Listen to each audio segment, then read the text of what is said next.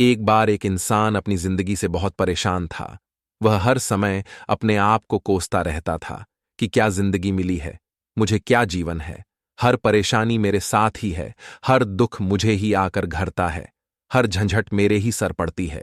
एक दिन इसी तरह अपने आप को बैठा हुआ कोस रहा था कि क्या नसीब है मेरा, क्या किस्मत है, मेरी क्या जिंदगी है मेरी। कि तभी अचानक एक बाज अपने शिकार को पंजों में दबाए हुए एक पेड़ पर आकर बैठ जाता है और वहीं पर अपने उस शिकार को खाने लग जाता है। ये परेशान आदमी जब उस बाज को देखता है तो कहने लगता है कि क्या जिंदगी है इसकी, क्या जीवन जी रहा है, मजे का ना। इसे खाने की चिंता, ना पीने की, ना पहनने की, और ना ही परिवार की। शिकार करता है और मस्त खुली हवाओं में कभी इधर घूमता है, कभी उधर घूमता है, सारे दिन आसमान में उड़ता रहता है। असल जिंदगी तो यही है, जीवन तो यह जी रहा है। और फिर वह आसमान की तरफ देखकर जोर जोर से चिल्लाता है कि काश मैं भी एक बाज होता तो मुझे भी कोई दुख ना होता, मुझे भी कोई परेशानी ना होती। काश मैं भी एक बाज होता। जब वह 2 से 3 बार जोर जोर से चिल्लाता है कि काश मैं भी एक बाज होता तो मुझे भी कोई दुख ना होता, मुझे भी कोई परेशानी ना होती, तो अचानक आसमान में बिजली खड़कने लग जाती है और आसमान से आवाज आती है कि हे इंसान, क्या ये हमने सच सुना कि तू हमारी दी हुई जिंदगी से परेशान है और तू एक बाज बनना चाहता है। तो इस आकाशवाणी को सुनकर यह इंसान हैरान रह जाता है और आसमान की तरफ देखकर कहता है कि हां, मैं सच में अपनी इस जिंदगी से बहुत परेशान हूं, क्योंकि हर परेशानी मेरे साथ ही है, हर दुख मुझे ही है, हर तकलीफ मेरे ही साथ है। तो आसमान से फिर आवाज आती है कि हे इंसान, एक बार फिर सोच ले, हमने तुझे बड़ी प्यारी जिंदगी दी है, परंतु अगर फिर भी तू चाहता है कि हम तुझे बाज बना दें तो हम तुझे बाज बना देंगे। परंतु अगर एक बार हमने तुझे बाज बना दिया तो फिर हम तुझे बाज से इंसान दोबारा नहीं बनाएंगे। तो ये आदमी जल्द जवाब देता है कि मैंने अच्छी तरह से सोच लिया है कि मुझे बाज ही बनना है, और एक बार बाज बनने के बाद मैं दोबारा कभी नहीं कहूंगा कि मुझे इंसान बनना है। तभी ऊपर से आवाज आती है कि जैसे तुम्हारी इच्छा, और वह इंसान बाज बन जाता है। बाज बनते ही वह इंसान खुली हवाओं में उड़ने लगता है, कभी उड़ता हुआ इधर चला जाता है, कभी उड़ता हुआ उधर चला जाता है, और सोचता है क्या मजे की जिंदगी है। असल जिंदगी तो यही है, ना कोई चिंता, ना कोई परेशानी, ना कोई डर। वह सारा दिन ऊंचे आसमान में उड़ता रहता है, 2-3 मिनट पंख मारता है, उसके बाद पंख मारना बंद कर देता है और लंबे समय तक हवाओं में तैरता रहता है। इसी तरह हवाओं में तैरते हुए शाम का समय वह सोचता है कि मेरे पास रहने का एक ठिकाना भी होना चाहिए, मेरा अपना एक घर होना चाहिए जहां मैं रात में आराम कर सकूं। तो यह सोचकर वह छोटी छोटी लकड़ियां इकट्ठा करने लग जाता है और एक ऊंचे पेड़ पर अपना घोंसला बनाने लग जाता है। एक एक लकड़ियां इकट्ठा करके वह अपने लिए एक सुंदर सा घोंसला तैयार कर लेता है और रात में उसी में सो जाता है और सोचता है सुबह उठकर शिकार भी करूंगा, और सुबह उठकर फिर से मौज मस्ती भी करेंगे, खुली हवाओं में उड़ेंगे। सुबह होते ही वह शिकार की तलाश में निकल पड़ता है, हवाओं में उड़ता रहता है, ऊपर से जाकर देखता है कि कहीं जमीन में मुझे कोई शिकार नजर आए तो मैं जल्द जाकर उसे दबोच लूं और वहीं पर खा लूं। परंतु उसे कोई शिकार नजर नहीं आता। काफी समय बीत जाता है, वह लगातार ऊंचाई से शिकार को ढूंढता रहता है, परंतु उसे कोई शिकार नहीं मिलता। फिर पास एक जंगल होता है, यह उस जंगल में चला जाता है, ये सोचकर कि शायद वहां कोई अच्छा सा शिकार मेरे हाथ आ जाए। ये जंगल के ऊपर उड़कर शिकार को ढूंढता रहता है, जंगल के अंदर जाकर भी शिकार को ढूंढता है, परंतु इसे वहां भी कोई शिकार नहीं मिलता। शाम का समय नजदीक आ जाता है, तो मायूस होकर वापस अपने घोंसले की तरफ लौट रहा होता है कि रास्ते पर थक कर एक पेड़ के ऊपर बैठ जाता है।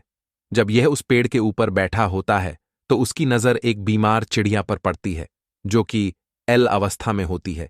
यह जल्द जाकर उसे दबोच लेता है, उसके पंख निकालकर अलग कर देता है और उसे खा जाता है। उस चिड़िया को खाने के बाद वह अपने घोंसले की तरफ उड़ जाता है और रास्ते में सोचता है कि चलो बीमार चिड़िया ही सही, परंतु कुछ तो खाने को मिला। वह अपने घोंसले पर पहुंचकर आराम करने लगता है और सोचता है सुबह एक अच्छा सा शिकार पकड़ूं और अपनी भूख मिटा लूंगा। जैसे ही सुबह का प्रकाश होता है यह निकल पड़ता है, अपने शिकार की तलाश में हवा में उड़ता रहता है, परंतु आज फिर कोई शिकार इसके हाथ नहीं आता। काफी समय बीत जाता है, यह ऊंचाइयों पर जाकर अपनी तेज नजरों से शिकार को ढूंढने की पूरी कोशिश करता है, परंतु इसे कोई भी शिकार नजर नहीं आता। फिर यह पास के उस जंगल की तरफ चला जाता है, परंतु इसे वहां भी कोई शिकार नहीं मिलता। इसी तरह पूरे दिन उड़ते उड़ते शाम का समय नजदीक आ जाता है, तो यह निराश होकर वापस लौटने लगता है और रास्ते में एक पेड़ पर आकर बैठ जाता है। सोचता है, शायद आज फिर कोई बीमार चिड़िया मेरा इंतजार कर रही हो, परंतु हर बार किस्मत मेहरबान थोड़ी होती है। आज इसे कोई बीमार चिड़िया नहीं मिलती।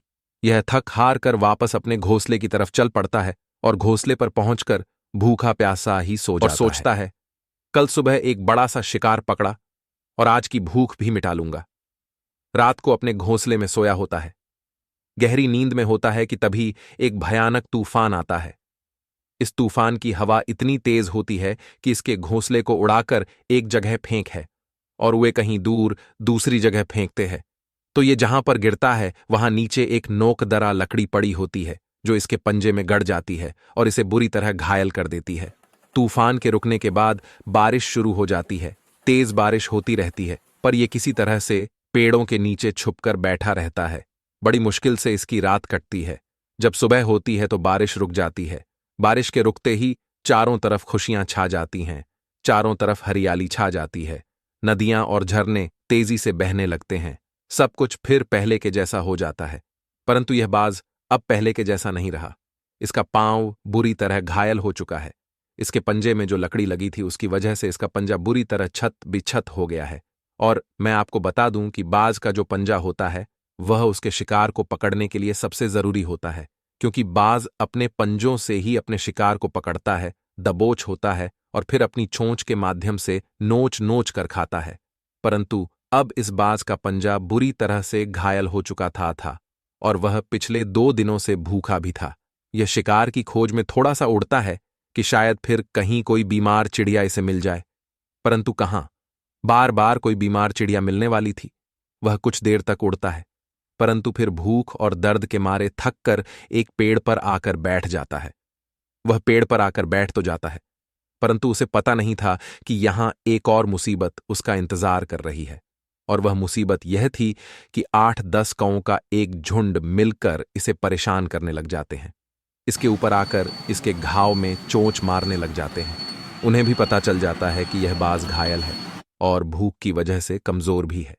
यह बाज उनसे बचने के लिए थोड़ा सा उड़ता है और फिर जाकर बैठ जाता है। उनसे पीछा छुड़ाने का प्रयास करता है, परंतु वह फिर इसके पीछे आ जाते हैं, तो यह फिर उड़कर थोड़ी दूर चला जाता है, परंतु वह इसका पीछा नहीं छोड़ते और बार बार इसके पास आकर इसे परेशान करते हैं। कौवे अक्सर बाज के साथ ऐसा करते हैं, परंतु फिर बाज भी उनके साथ एक खेल खेलता है। जब कौओं का झुंड बाज को परेशान करता है और उनका पीछा नहीं छोड़ता, तो बाज हवा में सीधी उड़ान भरने लग जाता है। वह तेजी से सीधा ऊपर की ओर उड़ने लग जाता है। कौवे भी उसके पीछे उड़ते हैं, परंतु कुछ देर तक उड़ने के बाद कौवे ऐसी ऊंचाई पर पहुंच जाते हैं जहां पर उन्हें ठीक से मिलनी बंद हो जाती है। उनका दम घुटने लग जाता है, उनकी सांस रुकने लग जाती है, तो फिर वह वहां से ऊपर नहीं जा पाते। पर क्योंकि बाज तो बादलों से भी ऊपर उड़ सकता है, इसीलिए वह तो ऊपर चला जाता है, परंतु कौवे वहां से ऊपर नहीं जा पाते और वो नीचे आने लगते हैं। तो इस तरीके से बाज उनसे अपना पीछा छुड़ा लेता है। परंतु ऐसा करने के लिए, इतनी ऊंची उड़ान भरने के लिए इस बाज के पास उतनी ताकत नहीं थी, क्योंकि यह भूखा भी था और घायल भी था। तो यह उड़ता और थोड़ी सी दूर जाकर बैठ जाता और कौवे फिर आकर इसे परेशान करने लग जाते। इसी तरह भूख और घायल हालत में एक दिन गुजर जाता है, दूसरा दिन गुजर जाता है, तीसरा दिन गुजर जाता है, परंतु इस बाज की हालत में कोई सुधार नहीं हो रहा था। वह बद से बदतर होती जा रही थी। चौथे दिन जब यह बिल्कुल खत्म होने पर आ जाता है, इसके अंदर बिल्कुल ताकत नहीं बचती और इसका शरीर इसका साथ छोड़ने लगता है। तो यह किसी तरीके से उड़कर पास ही इंसानों की एक हॉस्पिटल होती है, उसकी छत पर आकर बैठ जाता है और वहां से आने जाने वाले मरीजों को देखता है और अपने आप से कहता है कि काश आज मैं एक इंसान होता तो ऐसे छोटे मोटे जख्मों का हॉस्पिटल से इलाज करवा लेता, या किसी को बता देता कि मैं भूखा हूं, परेशान हूं, मेरे साथ यह परेशानी है। परंतु आज मैं एक ऐसा बेजुबान परिंदा हूं जो किसी से कुछ नहीं कह सकता, किसी को अपना दुख नहीं बता सकता, किसी से कोई मदद नहीं मांग सकता। यही बात सोचकर वह उसी छत पे अपना दम तोड़ देता है। वह अपनी जान की कुर्बानी तो दे जाता है, परंतु साथ ही साथ हमें यह सीख भी दे जाता है कि आपको जैसा बनाया गया है, आप जैसे भी हो, उसी में खुश रहो और उसी में बेहतर करने की कोशिश करते रहो। न कि इस बात से परेशान रहो कि काश मैं ऐसा होता, काश मैं वैसा होता, काश मैं यह बन जाऊं। आपको जैसा भी बनाया गया है, आप उसी में अपना सर्वश्रेष्ठ करने का प्रयास करते रहो। दोस्तों, ये कहानी तो काल्पनिक है, परंतु हमें जीवन का एक बहुत ही महत्वपूर्ण नियम सिखाकर जाती है कि हम जैसे भी हैं, अच्छे हैं, बस हमें उसी में अपना सर्वश्रेष्ठ करने का प्रयास करते रहना चाहिए। धन्यवाद।